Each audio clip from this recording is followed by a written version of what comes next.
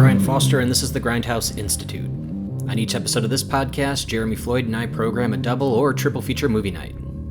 Each of the movies share common themes, and we discuss them here. We're happy you could join us for today's episode, all about mad scientists. Since the early days of cinema, the trope of the overworked, disheveled scientist willing to do anything to prove their wild theories has been a popular theme. Today we're exploring two films that not only feature mad scientists, but also reflect a certain experimental spirit within the filmmakers themselves. William Castle, renowned for his theatrical gimmicks designed to shock and engage audiences on a physical level, and Stuart Gordon, a playwright turned screenwriter known for his controversial, provocative theater, both brought this madcap energy to the screen. Today's double feature includes films where the scientists are definitely mad. Convinced that fear can materialize into a physical, living creature that can only be disarmed by a human scream, an obsessed scientist becomes determined to prove his theory at any cost. But what happens if someone is unable to scream? Vincent Price, Judith Evelyn, Daryl Hickman confront this spine-tingling question in William Castle's 1959 film, The Tingler. Driven by an obsession with his experimental reagent serum, Dr. Herbert West is determined to prove that he can reanimate the dead at any cost. Wait, didn't we just say that? And after he proves it, he continues to try it again and again and again. Surely nothing can go wrong by testing the limits of this serum. Jeffrey Combs, Barbara Crampton, Bruce Abbott, and David Gale star in Stuart Gordon's cult classic, Re-Animator. Thank you for listening to the Grindhouse Institute. Please enjoy.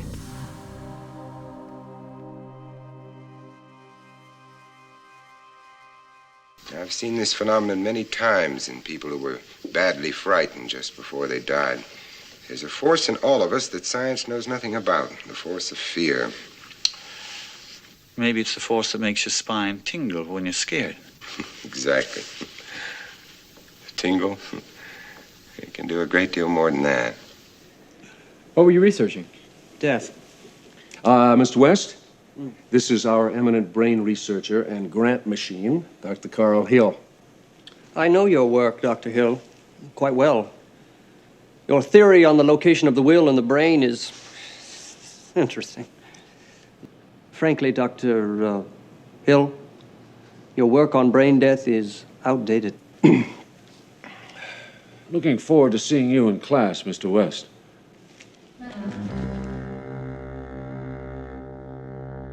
Welcome back to the Grindhouse Institute. I'm Brian Foster, and with me as always is Jeremy Floyd. Hello, and how are you? Well, Brian, I just need to warn you real quick up front. If you feel a tingle, you better scream, buddy. What if I'm deaf, dumb, mute, all that stuff? Oh, you are in trouble. Screwed. There's something growing back there. Oh, I knew it. You don't want to know. Today we've got a full laboratory talking about some mad scientist films.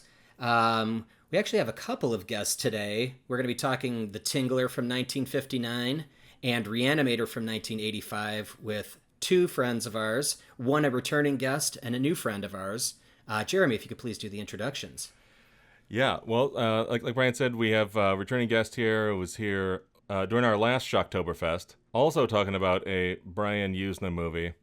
And in that podcast, of course, he talked about his partner in crime, and this time we've got them both here. So please welcome Aaron Sauerland and Dustin Little. Hey guys, thanks for having me back. This is a blast, as always. Howdy, howdy. Howdy. Which one of you is Herbert West and which one of you is Dr. Halsey? Or is that how that works? We both embody both characters. I hope so. Yeah. I tend to carry Dustin's head around in a tray. Does that make me Barbara Crampton? With the amount of times I've seen you topless, probably. Yeah, I was going to say. Yeah, agreed. Yeah. You must follow my Instagram. Your OnlyFans. Yeah, that's what I meant. Welcome back, Aaron. Nice to meet you, Dustin. Very glad to have you and to talk about these movies. One of them being my favorite from forever ago. And then The Tingler, Tingler, yeah. Actually, I'd never seen The Tingler before this show, so thanks for that. I was aware of it, obviously, but Re-Animator is one of my favorites, so it was good to be able to talk about that. Hell yeah. Yeah, Tingler is one of those movies that I found, God, I think I must have been in high school or something like that when I first found out about it. But That's one that my dad showed me as probably a too young kid. Scared the crap out of me. Mine was The Fly, the original Fly. Oh, The Fly is a great Like one. the 50s Heck one? Yeah. Or The 50s one, yeah. And that scared the help me part at the end is scared the hell out of me. oh yeah. Oh yeah. It was scary enough when Bart did it in The Simpsons. Yeah. Yeah, that was probably the first time I ever saw it, honestly. So wait, your dad introed you to The Tingler and Vincent Price, I'm assuming, at that time? Yeah. Definitely. Yeah. I think he had a double feature DVD of The Tingler and I think The Last Man on Earth. Ooh, Oh, yeah, hell yeah. Vincent Price double. He yeah. bought it for Last Man on Earth, but we ended up watching The Tingler and fell in love with that one more. And now I don't even remember Last Man on Earth. But Oh, that's a great one. Well, I'll tell you Yeah, what. that's good. If you need a refresher, you can watch it on the Grindhouse Institute YouTube channel for free because it's in the public domain. beautiful. Plug. Yeah. Click here. Yeah. So yeah, the Tingler and the Re-Animator is an interesting combo, but watching them together it made perfect sense actually, which was wild. Especially because Vincent Price keeps asking for a cat. I want a cat, and I'm like, oh, they actually used that bit in Re-Animator pretty right. well. Scientists and cats. Yeah, man. It's what's like- Yeah. with cats? Is that like the best thing to experiment Yeah. on? I thought it was lab rat, not lab cat. I know. I never heard of a lab cat. Like that was all new. Yeah. But let's get into the Tingler. William Castle's interactive movie, we'll say. Yeah. Yes, one of many. is One of the many. thing. Yeah. This one was Percepto. Yes. Percepto was this one, right? Yeah. The shocking seats. I think they were de-icers from airplanes or something with motors. Were and he they? just stuck them onto the bottom. Yeah, I just ordered a bunch of those things from some No warehouse. safety testing. Just just shock them. Yeah. I read that the night before they premiered The Tingler, somewhere in California, like in the Valley here at a theater, they were showing some like nun movie, and like it was like a religious drama, and they had them in the seats, and someone flipped them on, not knowing what they were, and they like shocked a bunch of like women watching this nun movie. I felt the Holy Spirit in that theater tonight. Woo! That's incredible. Well, for anybody who isn't familiar with the Tingler or William Castle's gags, who wants to walk us through that? I've got them all right in front of me. I start Yeah. with House on Haunted Hill, which was Hell yeah. Emergo. Which also, by the way, is on the Grindhouse Institute YouTube channel, also in the public domain. Boom! That's another fave. Another one that kept me up at night as a kid. House on Haunted Hill had some cool visuals. Yeah, they were it was moody, right? Like he did a good job of setting up a good haunted house feel. But that It was the lady for me. Oh yeah. In the exactly. the glide. And yeah, the movement of everything, right? And that's kind of what he did, right? The Emergo was a skeleton with red lights that would just fly at the audience at a good point of the movie. When the skeleton would float out at Vincent Price, right? Was it Vincent Price in that one? Yeah. Yeah, it is Vincent Price. I actually got a chance to experience House on Haunted Hill in Emergo. No way. Yeah. How? Wow. I went back home like last spring, and Music Box Theater in Chicago Yes. was doing a one-night presentation of it. I'll send you guys the video, like a video had of such the FOMO. skeleton. So and jealous. stuff. Please do. Did it have the red eyes and everything? Like it was. The skeleton was just a skeleton on a wire, but they had people in the audience that fainted. Yeah. And a bunch of like paramedics came in with a stretcher and like got them out of there. And Because then he had plants. He had like William Castle had audience plants too. Like he went the full 9 yards with these events or eventizing these films. You know, it was great. yes, yeah, that was, like, a big 4DX thing. before it was a thing, for sure. Yes. And even with the Tingler, he had plants in the audience to also scream on cue. Yeah, because that was like the big thing, right? Like if you feel the fear, which is a tingle, and it's manifested as some sort of strange centipede, if you scream... It needs to be released. It needs to be released and like kind of vanquished through screaming. But if you can't scream, you might have a problem. Yeah. Right. So the third gag was we did Emergo, was House on Haunted Hill. Percepto was the Tingler with the vibrating machines underneath the seats. Illusiono was for 13 Ghosts, which basically were 3D goggles, or 3D glasses that you could see the ghosts. Although if you've seen it, you could still see the ghosts. It just made them clearer. Yeah, they were basically just red and what are they called? The red and teal or something. The red and the blue. Yeah, I don't know what Yeah. there's a name for those. And then Fright Break was another one for the movie Homicidal he did. Oh, Homicidal. I've just seen that one.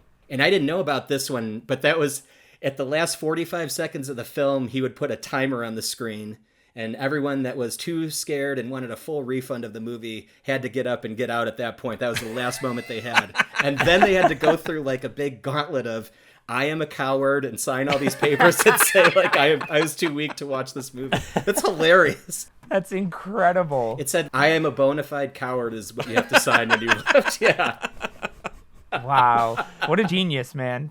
Didn't he do Mr. Sardonicus too, where you voted at the end whether he was guilty or not? But they only filmed one ending. Yes. Yeah, I know. So it's like... But all of those signs were glow in the dark and stuff, so he'd be... If for those who haven't seen Mr. Sardonicus, at the ending, when they're determining whether to let him live or kill him, there's a part where he comes on screen, William Castle, and he's like, okay, hold up your live or die signs. Let me count them. You in the back there. Higher, please. 1, 2. In an empty theater. Yeah. When you're sitting at home on the couch high, you're like, what the hell? Like, there's someone behind me? Oh my God. Who's behind me? Now that's Emerjo. Yeah. Exactly. Yeah, I've never seen really any of his other films. I have seen 13 Ghosts, but that's the only other one. Yeah. Yeah, he was like an ideas guy. I'm an ideas man, Michael. I think I've proved that with Mountain. He super idolized Hitchcock, and you can see that in like so much of his work. Well, his intros, right, alone, like being on camera, being in, just front and center. Yeah. Let me introduce my film to you. Yes, yeah. Even Tingler has the score is so reminiscent to like Vertigo or I think it's Vertigo. Mm-hmm. Talk about Re-Animator. Yeah, and Re-Animator Psycho. Direct Bernard Herrmann, right? Exactly. Yeah.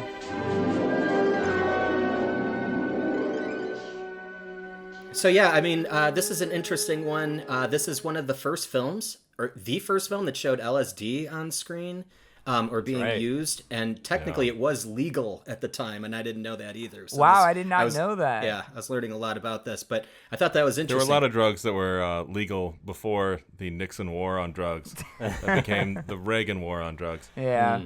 We haven't done an 80s episode yet, have we? 70s to 80s? The transition? With drugs? No, with movies. Okay. We just did the 60s. Yeah. Wait, what are we talking about?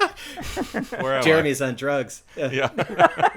He took some LSD before he did this episode. It was legal during the... Yeah, and Vincent Price told me that he couldn't give me the LSD Narcan because it might kill me. It was funny. In this movie, there was like an antidote or something, but it might kill you if you use it. Antidote. You got 8 hours, buddy. Sit and get comfortable, buddy. Yeah.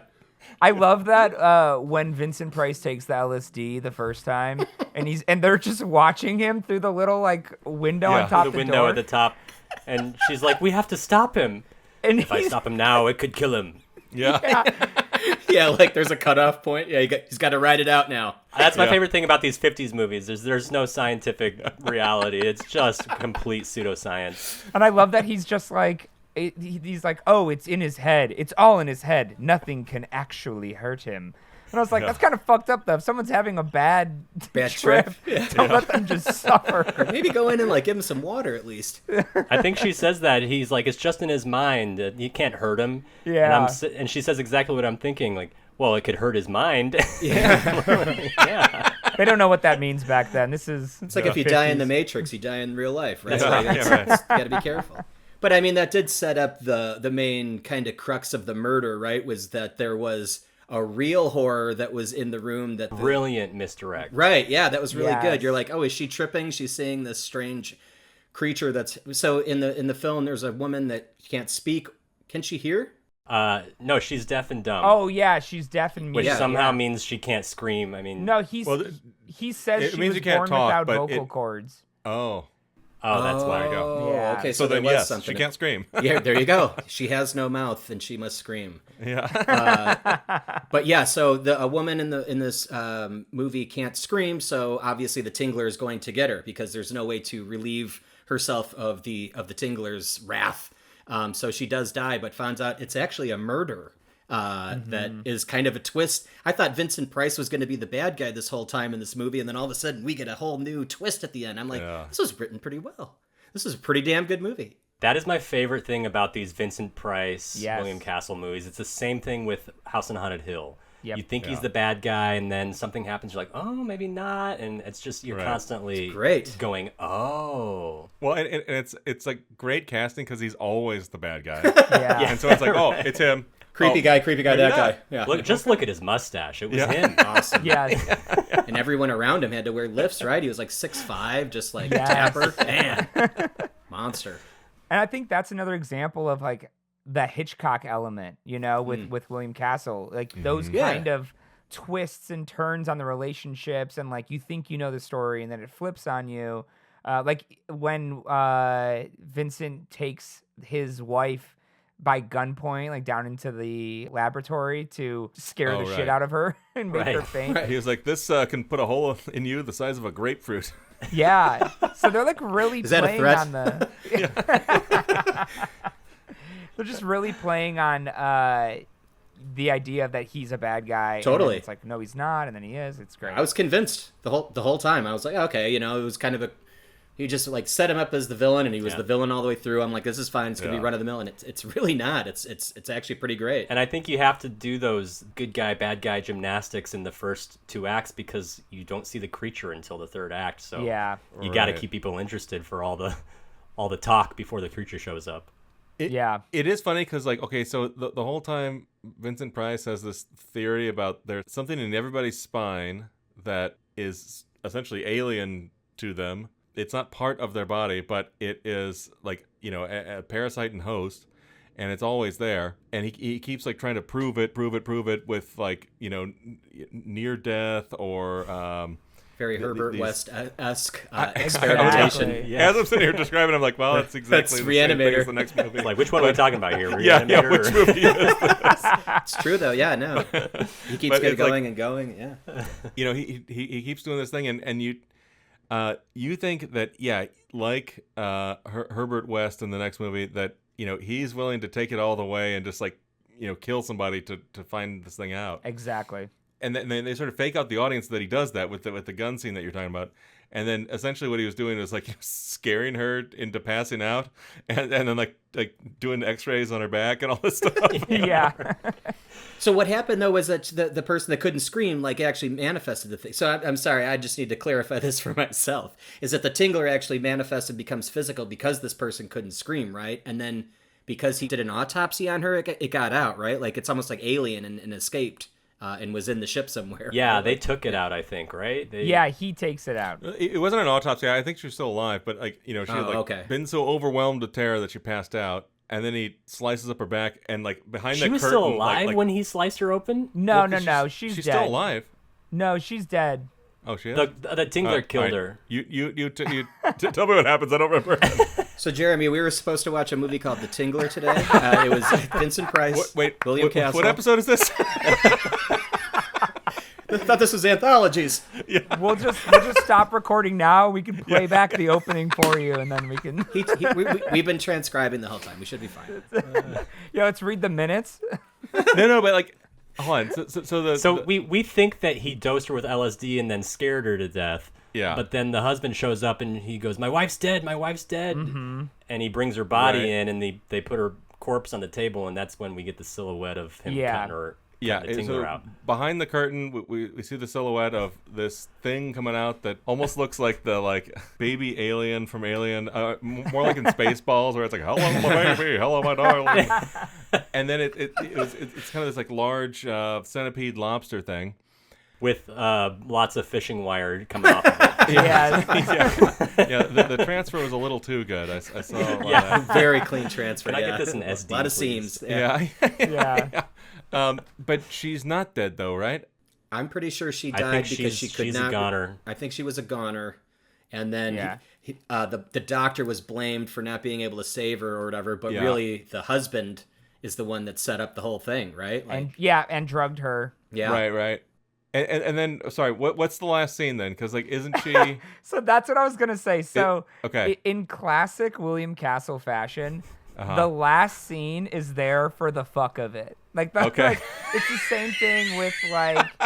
It's there to confuse the podcast host. Isn't that the fourth wall breaking part? That's where it goes meta, or it breaks the fourth wall, right? Yeah. Like the Tingler is loose. That's when we get our emergo and all that, right? At the very, very end is when the guy who killed his wife is in the apartment, and his wife like gets up and walks towards him and like attacks him basically, and that's like the very, very, very last scene. Sorry. Okay, you're right, but it's because Vincent Price like took this lobster out. The lobster got away. It ran through the theater. It scared everybody in the theater as you're supposed to be watching this. Yeah. They got it back. They put it back into the corpse. Right. Yes, correct. And then the Tingler is like, puppeteering her corpse. Is that what it was? I guess. I guess. Because you're right. I forgot that she gets up at the end. Yeah. I totally forgot that. It's the very last scene. Her getting up at the end, I was the part that was like, oh yeah, she was still alive. But no, I think you're right. She was dead, and then the Tingler puppeteers from the spinal column. So. Exactly. Yeah. Like to me, I take it like with House on Haunted Hill, where at the end there's all of a sudden like actually ghosts and stuff. Yeah. Like it's just never explained. It's just sure, why not? I don't know, man. Like it's fun. Just enjoy it. We did what we came here to do. Yeah. Aren't you having fun? Yeah.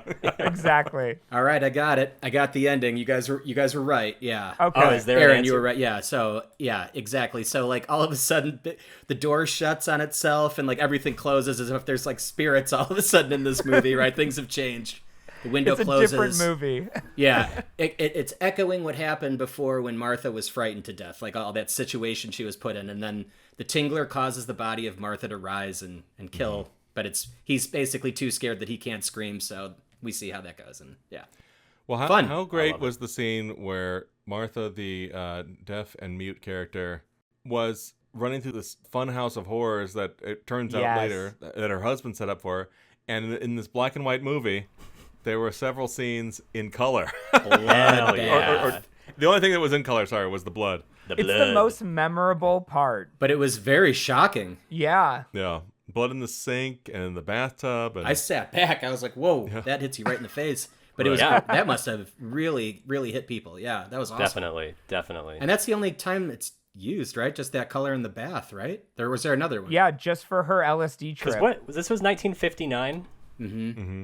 And when was color, color was in full swing. Correct. I think they could have done color by then, right? Well, yeah. I mean, like Wizard of Oz was like 1939, but like 39.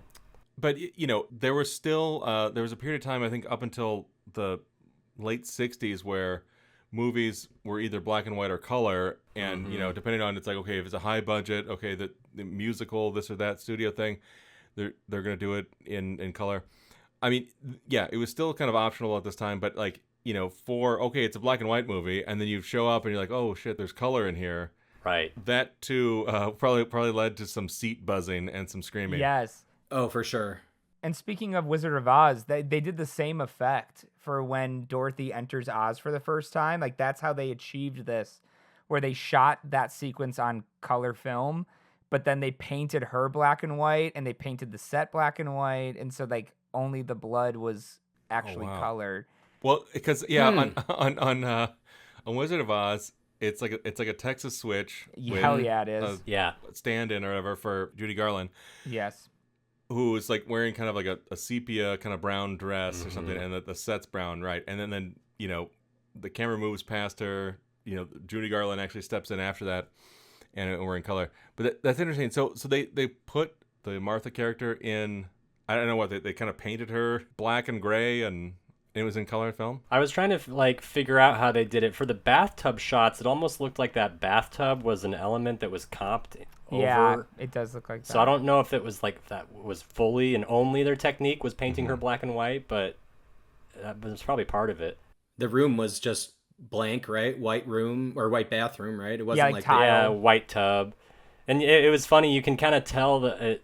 Speaking of how color film was more expensive, I kind of feel like they used a cheap color film because the film quality really degrades as soon as that. Yes, you can see that it's almost like it comes from a different print. Right. Yeah, exactly. The grain and the noise gets a lot heavier, but that makes it feel like it's an optical printed thing. Mm-hmm. Yes, where they would shoot it black and white, and they would shoot another thing on top of that, which would kind of double the grain. Yeah. Right. But anyway, I have no idea. Isn't that how Roger Rabbit was filmed with triple optical and quadruple optical? The animated pieces. It was like an old process, but he like modernized it at the time. Zemeckis, because he's a fucking scientist. Yeah. A lunatic. Yeah. A lunatic. Wait, a mad scientist? I was gonna say. That's next up, we're doing Roger Rabbit. What a jump! Yeah, what a jump! You can see how they go together, right? You see, I bought the red car so I could dismantle it. I really want someone to drop acid and watch The Tingler, because I just want to know. Like, I need someone to report back to me and tell me, what is that like? Oh my God! It's dead! Why can't that person be you? Don't tempt me with a good time. Exactly. yeah. Listen, I'll show up with the LSD Narcan and then hold everyone back. No, we can't give it to him yet. Lucy, there's nothing we can do to help him now. The effect of that acid must wear off naturally. If I try to stop it or even minimize it with an antidote, I might kill him. That's all you need to do. You just do it, you feel it for a little bit, and then take a little antidote, and you're done. That's how that works. You're good, yeah. Easy. That's exactly how drugs work. You're not partying for 12 straight hours while the sun comes up. What day is this? I broke down and screamed, didn't I? I couldn't help it, Dave. Things were pretty foggy, but I remember thinking that I mustn't scream. But the pain and the fear were so great. I don't think anybody could keep from screaming if they were really terrified. Did you know that there was a sequel novel of this? What? Published in August of 2023. A contemporary reimagining that pays homage to the classic masterpiece by William Castle. Wow. I might be picking that up. That's interesting. Tingler Unleashed, it's called. Perfect title. My God, I love that. It's a reboot in novel form. I mean, it is such a really cool concept. I have to say, I was thinking about it for days and days after watching the movie. It's awesome, Yeah, the sort of like natural or inborn or, like the way that, this is going to get dark for a second, but like the way that microplastics are in all of us now, like it's like this foreign object is in all of us. Right. And that it preys upon our fear, or like it is a part fear, of us right? because of the fear. Well, no, it only like responds to fear, I think is what it's supposed to be. It feeds on your fear. Correct. It feeds on your fear. So it starts manifesting itself when you get scared, and then you scream, and then it kind of like fizzles out, right? Returns docile, right. I mean, that sounds like Lovecraft, like that's something cosmic. Again, and a link to our other film. Exactly. Yeah.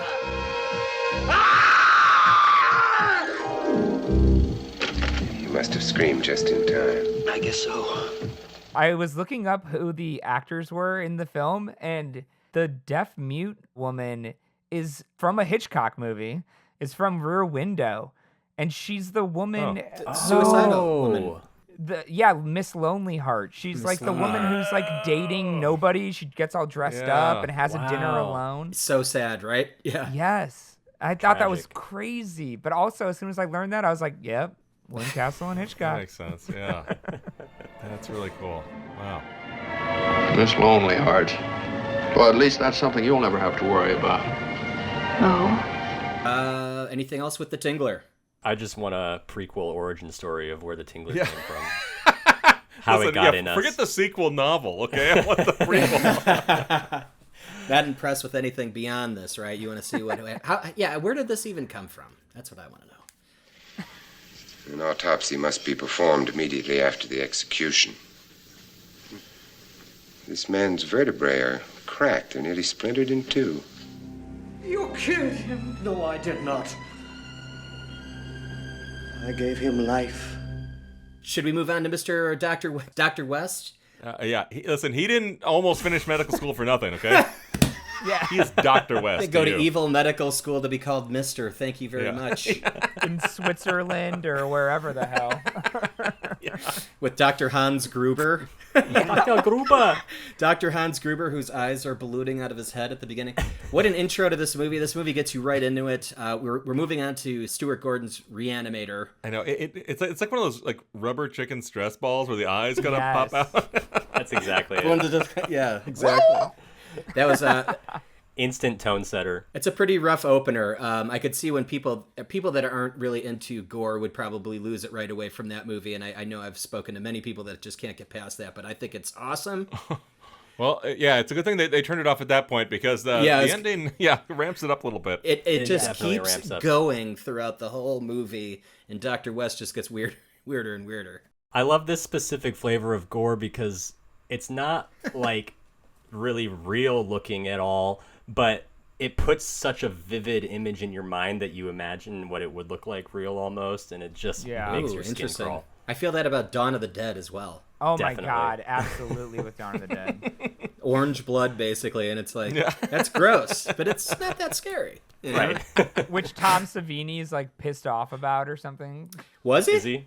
Yeah, I heard that was it supposed to be redder? It was redder, just that the way that the film stock 3M stage blood it showed up as like 3M. Orangish red, yeah. But like in person, it looked more natural, is what you're saying. Correct. Yeah, it looked more red at least, not as orange. Well, this one almost looks neon red or something. This movie really throws at the 80s at you with the splatter. But man, I gave him life. This is one of the best. And this is the first time I saw Jeffrey Combs, and I always fell in love with his roles that he did, especially like Frighteners and other things outside of Herbert West. Yeah. Oh my body is a roadmap of pain. Isn't that what he showed off his body? It was just like scarred up. There's a roadmap There's cult symbols carved all over his chest. That's my favorite scene. And he has hemorrhoids, right? Like he has to sit on the donut all the time whenever he sits down. He sits down real slow every time. Oh, and man. he falls apart around women, right? He cannot talk to women. He can't talk. Yeah, exactly. He gets sick to his stomach. Anyway, we're doing the Frighteners now. So yeah, can't help it. I just love Jeffrey Combs. Yeah, exactly. He has some of the best fucking lines in the whole movie, dude. Like I feel like every line he says is quotable or like can be replaced with like an action movie tagline or something. Yes, it feels like it's written in the 80s. Like yes, yeah. I love when is it the dean Halsey? Is he the dean or is he the yeah. And I love when he reanimates him and he's like, "You once did me a favor by letting me into your medical school, doctor. Welcome back to life." It's so fucking like you're just like, dude, this is popping off. This movie's going so hard right now. Do you guys know much about the stories like that it came from, the Herbert West Re-Animator ones? No, I've never read them. No. If you read through them, the movie kind of follows each one of the, because it was serialized in like anthologies. Wow.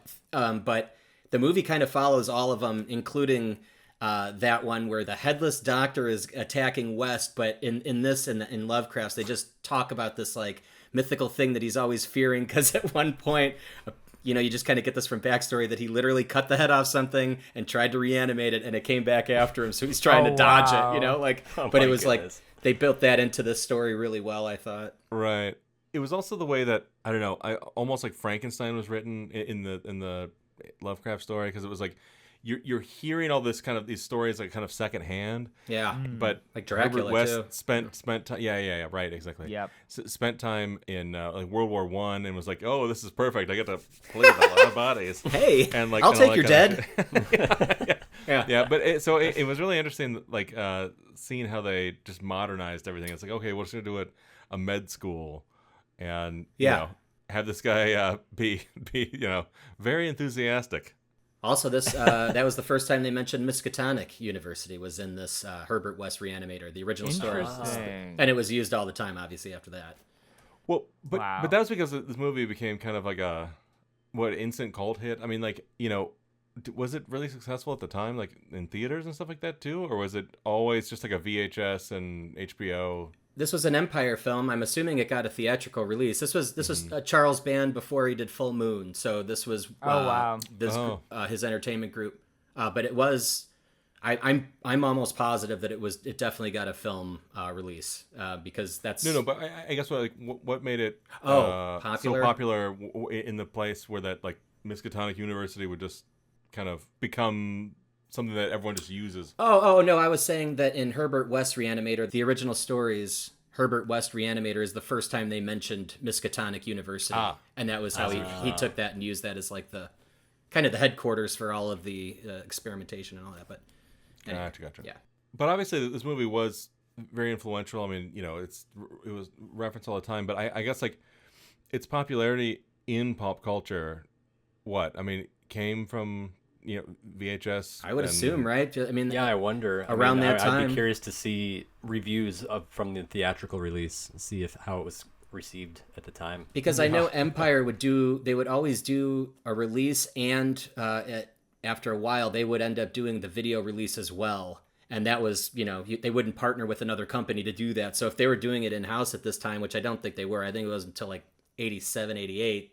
Mm-hmm. At least that's what I'm reading here. But yeah, that they weren't actually releasing. So it might have gotten noticed on, was VHS huge in 85? So would that be the best place for people to see it? And kind of like The Thing, right? That's where it got big. And what else? Well, Big Trouble, right? We were talking about this the other day, right? All these, that's where they all got big, right? VHS was the best. Right. I wish they were still around. I know. Yeah, man. I used to love all my tapes. I was watching the Joe Bob version of this last time I watched it, because I was like, well, maybe I'll get some fun little tidbits when I watch that. But he was saying that apparently the original cut of the movie was like 2.5 hours long. And they cut it down to like 80 minutes. That's all you need. What did they do for 2? I was going to say, what more could you have done? Well, so apparently one of the subplots that they entirely cut out was that Dr. Hill, the like main antagonist in it, was like a hypnotist, and he could put people into trances and make them do things they didn't want to do. Which would have paid off at the very end there when he's somehow wordlessly with his eyes or whatever. Yes. What right. He's able to control all the corpses. I thought that was That's exactly it. They wrote it out at the the corpses. end. There's a part where, you know, like right before he ends up becoming the like full-blown bad guy, Dr. West ends up handing over like the research papers to him. And you're like, why is he just openly handing that over to him? And it's like, oh, it's because he's hypnotized, but that's all cut out of the movie. Wow. I mean, here's the thing. I don't miss it. When the bodies start obeying him, I'm just like, yeah, okay. No, I was sold. I was like, that's just a really fun ending. Yeah, I agree. It's like, listen, I have a plan. So do I. Yeah. That was a great scene. I just accepted it that him being reanimated, they like speak the same language, whatever that other side is. I thought he had just shot him up with the serum himself and like had taken care of it and was just waiting on them to wake up again. Like I didn't even think twice. I could have cared less. I was like, more zombies. If he's a hypnotist, why did he have to lobotomize Dean Halsey? Dean Halsey's corpse. Why did he have to lobotomize a corpse? Period. Isn't it already kind of? Dude, he just loved drilling into people's heads. Yeah, that seemed like that all he was doing all the time, right? Yeah, that was for fun, okay? That wasn't for anything impractical. That was just for shits and giggles. Just showing the students, look, I can drill a hole right here. And he kept doing it. Like, here's another hole. You can drill a hole here, a hole there, anywhere. You didn't hear him whisper, this one's for me. I wouldn't put it past him. I mean, he did some pretty depraved shit in this movie. Yeah, it was gross. Yeah. You know what I'm talking about. Yeah. Yeah. Well, so that scene where we're talking about the head being licking all the way down Barbara Crampton's body, and about to go down on that chick, as they say in American Beauty. Yep. Did you ever see that movie where the body is walking around carrying its own head, and then the head goes down on that babe? Re-Animator. It is funny, like this movie. I hadn't seen this at the time I had seen American Beauty, so like, I was like, what the hell are they talking about? But like, as soon as you see it, like, oh, okay, yeah, I guess that is something there. But it's so nuts that like that would be a cultural reference that the audience and those characters would pick up on in American Beauty. So like, right, that also shows kind of like how far-reaching this movie was, even though I don't know what, it wasn't necessarily the biggest hit in theaters. Can't imagine why. But wasn't that the writer of American Beauty? Wasn't he a horror guy? Didn't he do True Blood? He ended up doing True Blood, yeah. Wow, I didn't know that. Yeah. But yeah, that makes sense though. I mean, these cult movies like this, I feel like they got so popular because that element of, oh, you don't know this movie, you got to see this, it's so fucked up, or it's so batshit crazy, you know. But wasn't it also the video stores that with the cool covers? Exactly. And everything? Like, I mean, definitely. Yep. All of that in tandem. I mean, late night when your friends are like, you know, did you see the new Nightmare on Elm Street? And it was like, you know, if you hadn't yet, you were the dick. You know, you had to see that shit.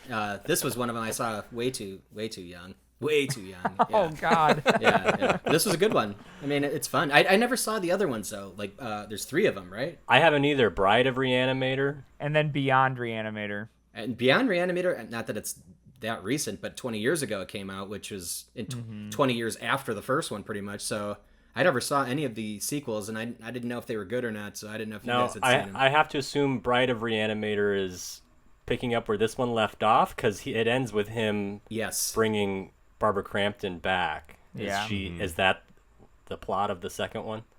It's a very Frankenstein ending of this one, right? The carrying of the yeah. My favorite line is, what did you want me to do? Leave a note that said dead cat, details later? Listen, you know, sometimes you have arguments with your roommate. They don't like that. Man, that guy came in just with a check, and there was no vetting of this new roommate. They just let him in, and he just started killing cats immediately. Yeah. You know, there was 2 more sequels to this. Island of Re-Animator, that was supposed to be like a Dr. Moreau type story. Oh, hell yeah. And then House of Re-Animator, which was all about Herbert West reanimating a dead president of the United States. I was just going to say that. I hope that somebody picks this up. Like Joe Lynch or somebody. Dustin and I went to a screening of Re-Animator at the Egyptian, and Stuart Gordon and Jeffrey Combs were there doing the Q&A afterwards. Amazing. And they brought up that they were trying to get the money in place to do the White House Re-Animators, which is all they called it at the time. Yeah. Oh, wow. Oh my God, reanimating dead presidents. That's amazing. Because he's like in the Romero group, right? And like all these people, they're making political statements through that. And I mean, I'm sure that they would go deep into their politics and that, but obviously with that satire and the horror around it, it's like, it's just fun. Like, let him make it. Obviously they didn't give him the money to make that one, so that was just kind of hanging out there. There's always hope. But did Stuart Gordon do any of these movies? No, Brian Usna took over the directing duties of the sequels. Yeah. I mean, he could pull the sleaze, right? I mean, he did Society. That's pretty much the king of it. Yeah. And then did he do From Beyond? I'm sorry. Yes. No. Stuart Gordon. Stuart did From Beyond. Okay. And in my opinion, is a much better movie than Re-Animator. I think Re-Animator is kind of Stuart Gordon's rough draft, and I think From Beyond is really like him going full cosmic splatterfest, you know? Yeah, it definitely ups the ante. It gets a little cosmic at the very, very end there when he's like, let me stab you with 2 mutagen needles, and then all of a sudden reagent, Jeremy. Reagent. Reagent. all of a sudden you're like, your bowels become cosmic tentacles, and they're like sucking Herbert West into like the like light from another galaxy. The deadlights. Yes, there it is.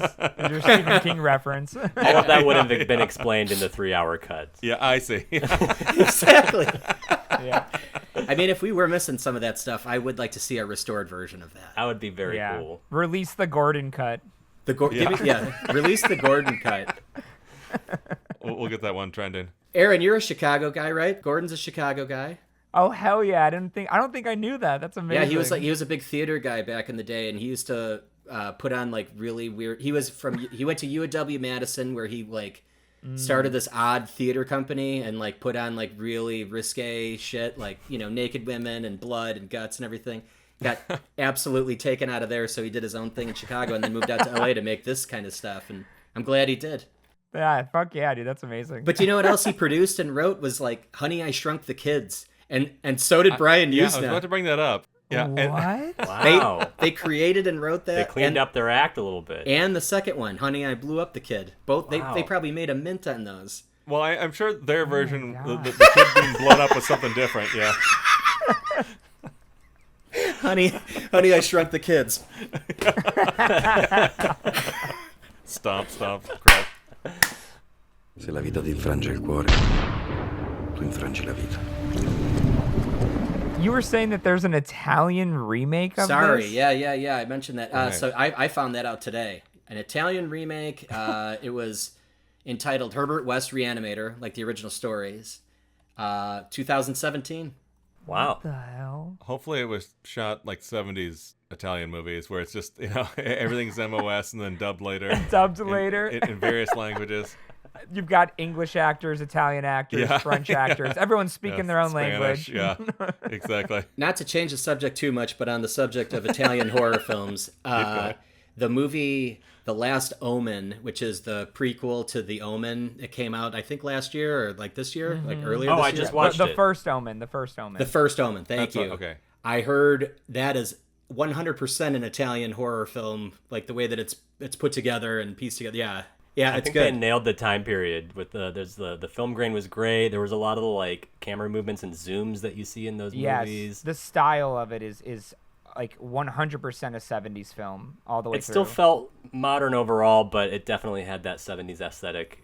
I'm glad like a spin-off of something good is good, and I heard that this one was actually I really was good. shocked because I saw when the movie was coming out, I saw some marketing that really turned me off to it. It was like an iPhone video of like somebody doing a gender reveal and the ribbons were black, and I'm like, oh, this movie is like a modern like shitty. That's some young person in the marketing department. Like, yeah, we need lifestyle content. I didn't see the movie because I thought that's what it was, and then I just put it on the other day, and I'm like, oh, someone in the marketing department like ruined it for you. Yeah. There you go. Like, and they ruined it for the core audience, and you would definitely have gone and seen that, right? Yeah, exactly. Well, that's the thing. I think they realized their mistake because after Dustin told me about that, like a week and a half later, I saw a trailer for the movie, but it was called 70s trailer. And I was like, it was awesome. What the fuck is this? And I clicked it and I was like, this rules. It looked like old like home video footage, right? Yeah. It looked like one of the trailers in the Rodriguez Tarantino Grindhouse, like the fake trailers. Yeah, exactly. Like, like all bubbling and shit because of the film grain. Yeah. Awesome. If this is the truth, where does it end? The First Omen. I just wanted to point out, it was actually, this is kind of for everybody, but really for Dustin. But when I was watching it, the head in the tray really brought me back to The Brain That Wouldn't Die. Brain That Wouldn't Die. Yes. Yeah. Oh my God, I loved that. And they had the same like gag where it's like, the head in the pan, literally just the brain that couldn't die, can talk the same way that they could in that one. Yes. And manipulate people. Right. She's manipulating the like monkey man in the closet. Yeah. In the Brain That Wouldn't Die, like this woman that gets in a car accident, or decapitated, and they like save her head in a sheet pan, a cooking pan. But she's like the perfect like Hannibal Lecter who can like psychologically manipulate everybody she's around. She don't need no body. All she needs is a brain. Yeah, I've never seen that one. Oh, you should check it out. It's cheap and glorious. Yeah, it's very reminiscent of the Tingler. Was that 50s? Yeah, it's gotta be 50s, right? Well, and it was obviously what they were inspired by in Re-Animator, because it's the exact same gag. Yeah, I think that absolutely. Whatever the fluid, they're pumping blood in this one. I think they had some of their fluid because it was the 50s. Chocolate syrup. In the Head That Wouldn't Die, but there was some other piece to it. Like they had the Spencer's Gifts, electric machines. Oh yes, and Jacob's Ladder. Jacob's Ladder. Jacob's Tesla ladders. coils and all those things. Yeah. Keeping her going. In that one. Good call on that. Yeah. That's what I was thinking. I was like, I don't think anybody's going to remember that movie. If I was going to bring I that love up. that movie. That's why I was like, I'll bring it up to Dustin, but you guys know it. Did you guys have a favorite kill? Because the one that always stands out for me is the. Well, you guys should go first. I don't want to steal anyone. I think I'm going to say what you're going to say, Aaron. I was going to say it's the guy who I guess ended up, he was a stand-in for Arnold Schwarzenegger. But he's like the big beefcake guy that they bring back, the naked one, and then he takes down that door and smashes the jumps on him, and then I love the bone saw through the spine and out the front. Oh That's my God, 100%. Yeah, that one is. Because it kind of comes at the screen, right? Like it's like a really nice shot. Yeah, it's in front of the guy, and it's like, oh my god, that came right through. So good. Well, I don't know if this counts as a kill, but when he hacks the arm off at the very end there in the elevator. Yeah. Oh, that's super wonderful. Fun. That was pretty good. He was like, well, I'm not strong enough to get rid of this zombie off her, so I'll run down the hall, smash the glass with my hand, and then get the fire axe. I really love the guard outside the morgue. Oh, yeah. Yeah. Who, by the way, it was killing me. I was like, who is that guy? And who is he? He was the guy who ran the theater in the Majestic, which is a Frank Darabont movie. Frank Darabont, who comes from 80s horror, like the Blob remake and Nightmare 3. Yep. Yep. I'm sure he cast him in that role because of Re-Animator. Oh, Good I spot. bet. I never never caught that one. I thought he was so funny the way he kept reacting to shit with the cigarette in his mouth. Yeah. He's like, get the I fuck love out of it. there. He never lost it's the break cigar. time. Yeah. The head flies out, and we get a whoa. And I think a couple shots later, the body runs out to go with the head, and he reacts equally hilariously. But he completely misses when the model of the corpse is put over the head, and it just kind of has like because he turns the body. Yeah, he turns the body to only the he just like kind of sneaks in. Yeah, I love how he slips in there. This movie is like very funny. Like I mean, it's and hilarious. it's obviously you doing okay there, Doc? intentional. And he's like the head is inside the duffel bag. He's like, whoa, whoa, whoa, whoa. Okay.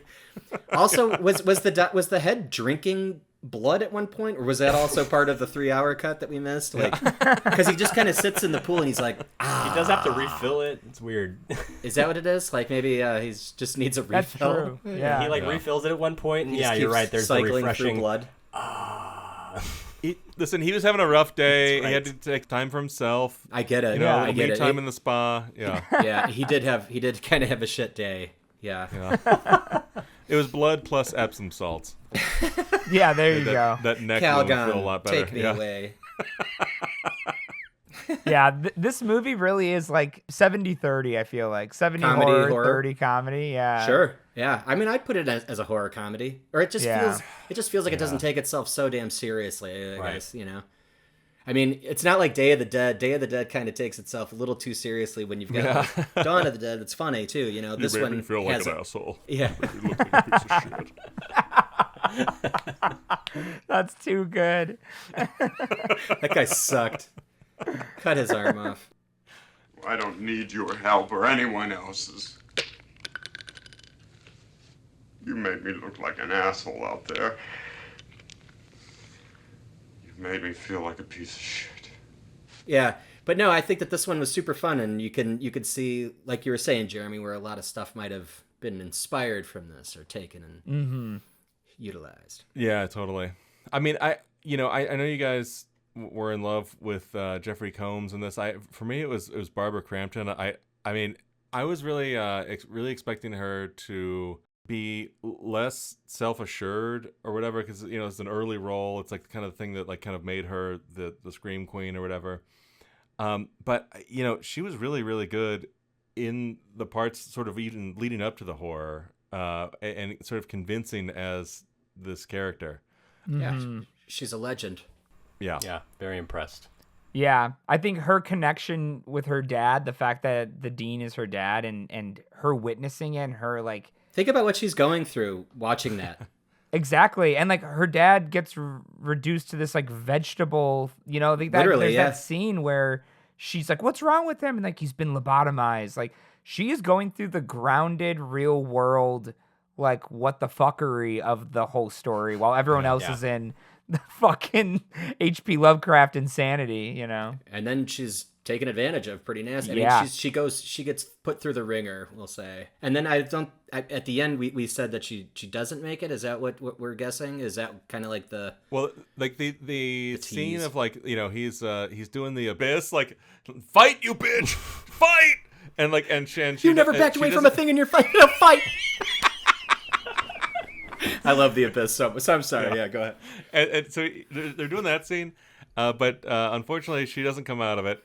And then so that's when he gets the re-mutagen or whatever it's called out, and then reagent. The entire the entire screen narrows down, Oh yeah, yeah. Oh right, right into the plunger as it goes from full to empty.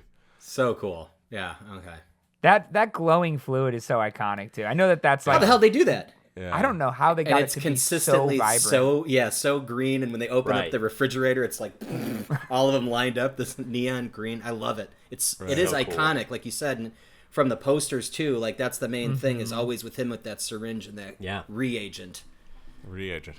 Not mutagen. Not mutagen. Not Secret of the Ooze. So guys, Secret of the Ooze. That's where it's from. So we were talking so much about Hitchcock during William Castle and the Tingler. What the fuck is with the soundtrack of this movie? It's not just the opening or the closing titles, but throughout the entire thing. Yeah. No, it's the main theme. Quite derivative.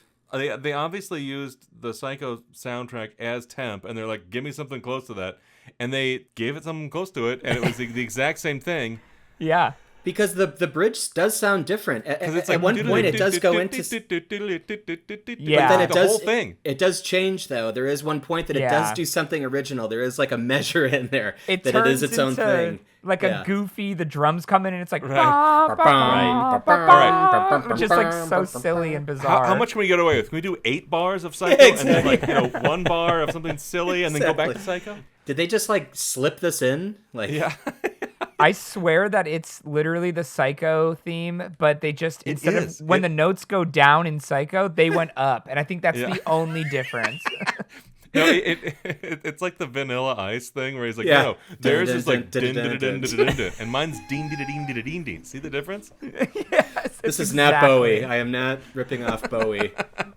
Yeah, I don't know how Bernard Herrmann didn't sue for that or whoever. I think that's Bernard Herrmann that did Psycho. I think it is. Well, it would have been his estate at that point, or maybe That's Universal Pictures or whoever. But still, owned I'm sure there was some money left on the table with that one. Unless they paid for very strange the measures of that or the composition. That is why we can't find Re-Animator anywhere. It doesn't seem to be streaming anywhere. I could not find it anywhere. I'm glad you had a copy for... How did you get a copy, Jeremy? I have it on Blu-ray. I think it's a legit...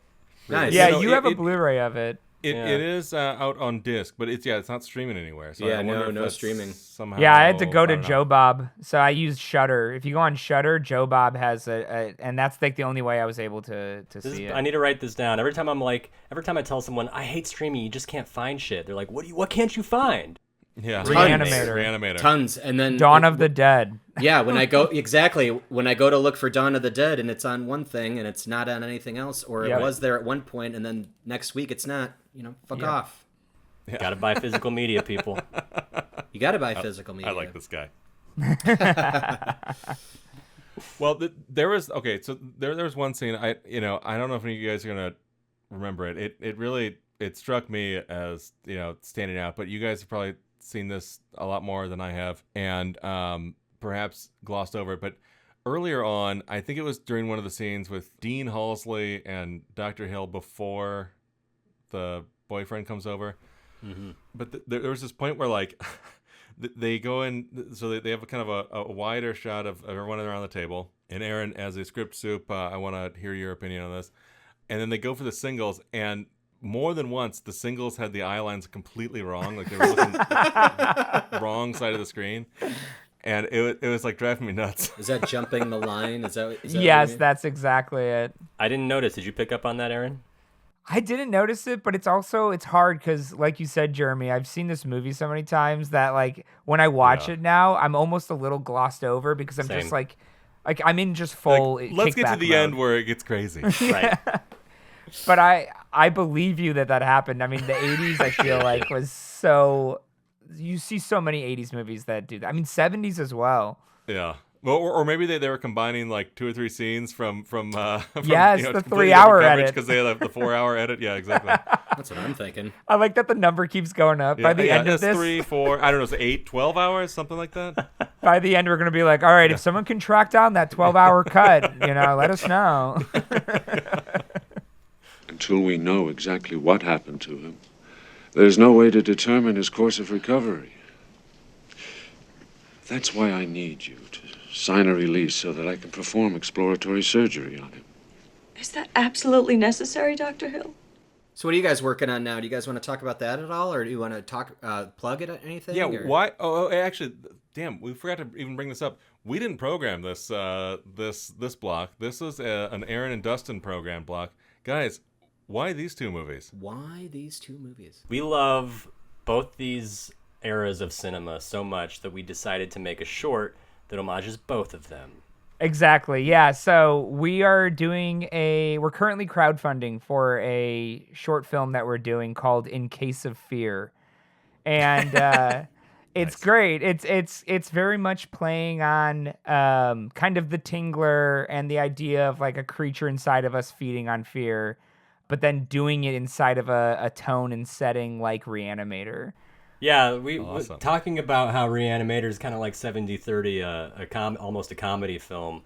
That's the kind of flavor of horror that we both really like. Like, we want to be scared in a movie, but we also want to be smiling and almost laughing through the whole time because it's like a roller coaster horror. ride. Yeah, terrifying but exhilarating. A funhouse horror. Exactly. Yeah. Yeah. It should be a ride for sure. Yeah, so our film, if I can pitch it real quick for you guys. Please do. So our film follows this guy, Scott Katz. He's like this Weasley young guy, and he gets stuck doing his residency at this crackpot like science lab. And when he arrives, he ends up learning that his like school tormentor is there, also a resident. And he's this asshole on legs named Mac Richards. And Mac Dick. Yeah. Exactly, Big Dick, Big Mac Dick. And Listen, and you can stop basically- drilling. You hit oil from me. Go ahead. So Scott seems to have like ulterior motives as the film goes on. You see that he starts snooping around and he's like looking for something, and he inadvertently. Vincent Price, is he good or is he bad? Exactly, is he good? Is he bad? And he inadvertently discovers evidence of this creature. And then before he can learn more, like shit hits the fan. And that's kind of what the short is, the gist of the short. Cool. Wow, that's exciting. And it's in the style of an 80s film? Or are you kind of shooting for the, It's very Re-Animator or Creepshow, Evil Dead 2, where it's, the word I keep throwing around is zany. Yeah, I like zany horror. Yeah, huge Creepshow vibes. We're when they scream in our film, we're doing the splash page, like we're gonna green screen and then like it's like put expressionistic stuff, you know. Exactly. Definitely. Yeah, that's great. And then that way, you know, it allows us to hit that full blown extreme goofiness. Yeah. But we can keep it segmented inside of single shots or single moments, and then allow the rest of it to play out in more tension and more fear, or so on. That's awesome. Now I'm sold. Yeah. Finally. I wasn't really into the Mac Dick thing yet. Yeah. That one was just for Jeremy. Yeah. You struck gold. Struck oil. I think that sounds great. And your crowdfunding? Yeah, you can check us out. Our crowdfunding link is seedandSpark.com/fund/in-case-of-fear. And we're trying to raise enough money to do all of production and post, and then have a little bit left for doing festival run. And and we're trying to do practical, you know, in the 80s style. So That's as much key. as much as we want to do it, it costs money. Like the practical effects are expensive, but it's going to be so worth it. Yeah, the puppet's going to take up a big chunk of the budget, but we need to sell it. For It sure. needs to look good. Yeah.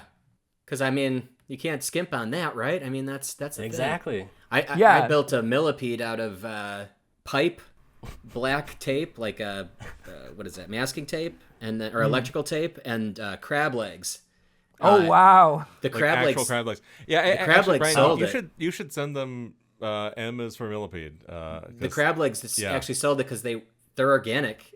And that's they're what real. was this for? That's really cool. But it was cheap too, and then we got to eat crab legs after the shoot. You it was ate fun. Oh yeah, we ate all of them. Chris and I, my buddy and I just put them all in a boiling pot of water and ate You're them. following in Ray Harryhausen's footsteps. Yeah, or when he animated a real crab. Oh, I thought you were gonna say he used to eat the clay after. He ate Godzilla after. Well, I was King Kong. Yeah, King Kong. Yeah, I was gonna say you awesome. following. Yeah, there you go. All done. Yeah. I heard that Subaraya, who did one of the Godzilla movies, would eat all of them. He would eat the octopuses like afterwards as well. Because they were mean a real octopus? Like yeah, he would like film with them. Old boy style, where it's just boy. Yeah. Oh, no, I was talking about Ray Harryhausen built an armature and put it inside of an actual crab shell and animated a giant crab fighting a guy on the beach. I can't remember what movie that was, but Jason and the Argonauts. Awesome. Probably. I think that's when they fought. Or maybe Sinbad. Might have been Sinbad. Oh, it might be Sinbad. Yeah. I love those movies, too. We haven't done any old stop-motion stuff yet. That'd be a fun one. We keep threatening to, and then... Because that Phil Tippett movie, Mad God. Yes. Mad God? Mad God. I think it's on Shudder, right? Yeah, I've been wanting to see that damn thing for so long, and I just can't find the show to watch it for, because that's the only time I can watch things now. You guys should watch that, and then there's this new movie coming out called Abruptio. I don't know if you've heard of it, but it is stop motion, and it's insane. Oh, that's not the bomb. That's not the I have a bomb in my neck.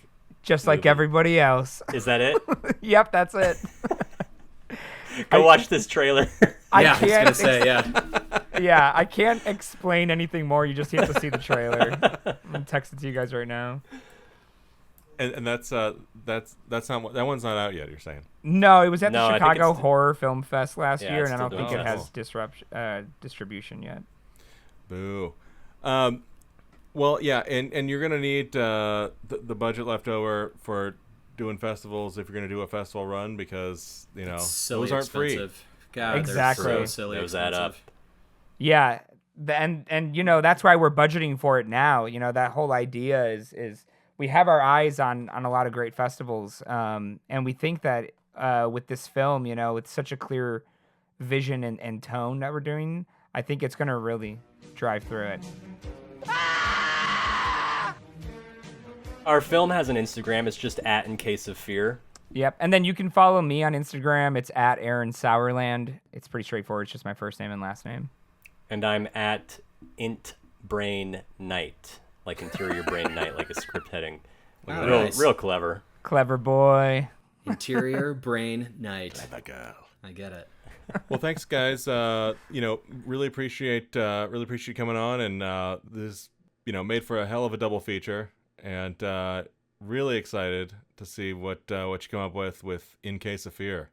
Thanks, guys. We had a blast. I love both these movies. Yeah, thank you guys so much, man. We really appreciated this. Like Dustin said, we love these two films. These two films are huge inspirations to us as artists, and so it's great getting to chat with you guys and laugh about these goofy great times. So fantastic. Same. Well, whenever your production's wrapped on that one and you get some time back, we'll have to do this again. Would love to. Maybe we'll put the film on. Yeah, that sounds like a great idea. Oh man, that'd be great. Yeah, thank you very much. We really appreciate it, and obviously it's good to have you on, Aaron, every time. So Dustin, now you're locked in. Now you're gonna have to keep coming back. Can't wait to be back. Roping you in for new ones.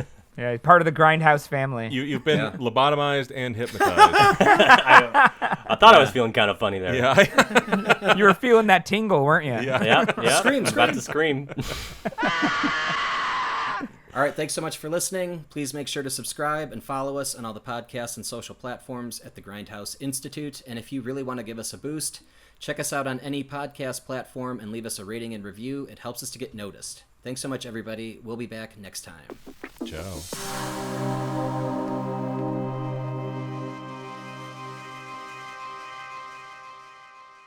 Well, working for the advancement of human knowledge is fine, but dying for it... Well, if that's your attitude, Dave, we'll just have to wait until we can find someone else who's willing to die for science.